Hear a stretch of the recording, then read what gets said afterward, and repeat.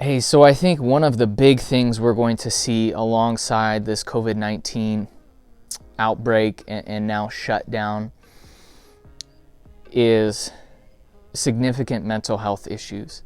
And I'm concerned for that for myself and for my family, as well as just on a large scale.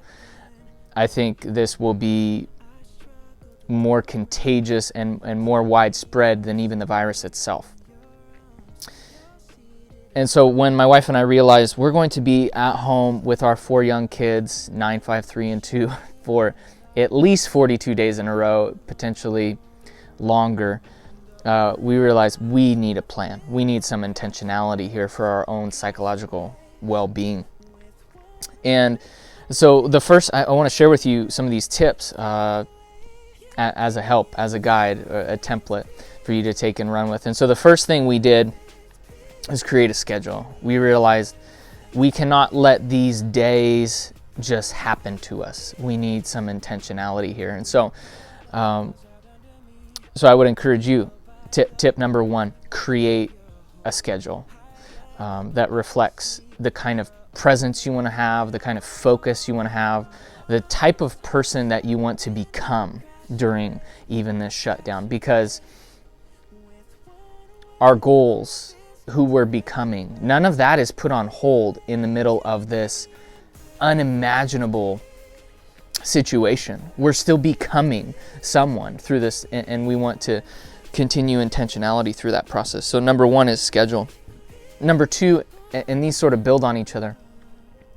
Number 2, we decided we need to get outside every day, especially as spring is upon us. We're so grateful for that our kids can play in the yard and be outside, get some sunshine. And so to the degree it's possible at all for you, take a walk, find a local nature trail.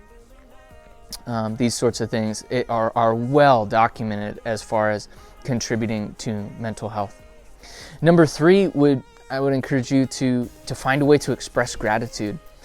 In watching our state and county and city governments do a press conference recently, there was one individual who stood out to me as exemplary, and I thought I want to be like that guy. His name was Bruce Dammeier. He's the executive for Pierce County. And I had as I was watching the conference, I heard 6 or 8 different people come up to the mic and speak. But as soon as he got up there, I was struck by his presence. And here's why: because the things that were coming out of his mouth were gratitude, and not in a fallacious sort of manufactured way. He said, "I'm grateful that the virus is, not impacting children. I'm grateful for our leadership. I'm grateful for this." And then later, in a couple minutes into his speech, I wasn't surprised to find out he was a person of faith who valued his community of faith. Obviously was very formative for him in that attitude of gratitude. And so for me, for you, let's find ways to be grateful for what we can in this season, and here's the reason why: we always see more of what we're looking for. Whatever we're paying attention to, that's what we'll find in the world. And so if we're looking for a reason to be scared and we're Googling scary phrases on the internet, there are plenty of that desire can be fed. If we're looking for reasons to be thankful and grateful, that spirit can be fed as well. So that's number 3, gratitude. Number 4 would be to finally begin that daily mental practice that you haven't started yet. There is if you're at home almost exclusively now, there is literally no reason not to do that. I'm making sure that I find time for that for myself and for my oldest son who does that practice with me. Tip number 5 would be to do something creative every day. Again, this is so helpful for psychological well-being, but whether it's a project you're working on for work or a little side hobby, side hustle you have going, this is still like part of who we are as human beings is we have a need to work, and we're created to be creative. And if we're not doing that, we're not going to flourish. We're not going to be in a healthy place psychologically. So continue to be creative and do work that you enjoy, that puts you into flow. Tip number 6, and this is one of my favorite. My wife was sitting on the couch next to me last night, I think, and said, the next few weeks Americans are going to log more TV time than they ever have in history. And I think we're probably already breaking records on streaming services if they track our TV watching and things like that. I'm sure Americans are going to consume more media than ever over the next weeks and months.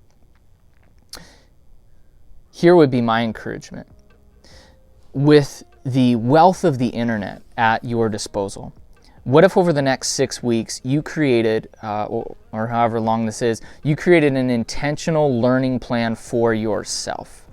You said, of course I'm going to be on my computer. Of course I'm going to be watching videos in YouTube, but to this end. So like for me right now, for the last few months, I've been doing a refresh on my Spanish, trying to move back towards fluency in conversational Spanish there. I decided over the break here I'm going to do a refresher and take a YouTube class on statistics, because I'm learning a software for work called PayScale. And so these are just like a few little areas that I said, yeah, I'm going to up my game during the COVID-19 shutdown as far as learning. I'm going to be creating an intentional development plan for myself so that my skills are growing. And whatever that might look like for you, I'd encourage you to leverage the power of the internet for that purpose during this time. And lastly, probably not a surprise, number 7 is to find a way to move. Now, and this isn't even for the reasons that, exercise is just as beneficial for the brain as anxiety medication. That's not what I'm even talking about, but just the sedentary nature of being in our homes so much.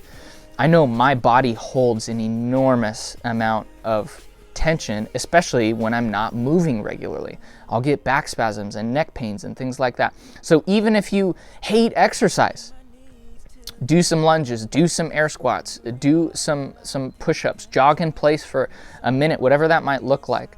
Luckily, I have a 1,500 square foot gym 100 yards away from my house, so I can still go there and do Olympic weightlifting and all of my fun stuff with weights. But for you, whatever movement needs to look like every day, even if it's just a couple minutes, that is going to greatly contribute to your psychological well-being, to your mental health. And so I hope these tips are helpful for you. It's encouraging for me and my family to have some intentionality and a plan moving forward. And I'm glad that the internet can connect us right now, even as we're in this shutdown. Wishing you the best.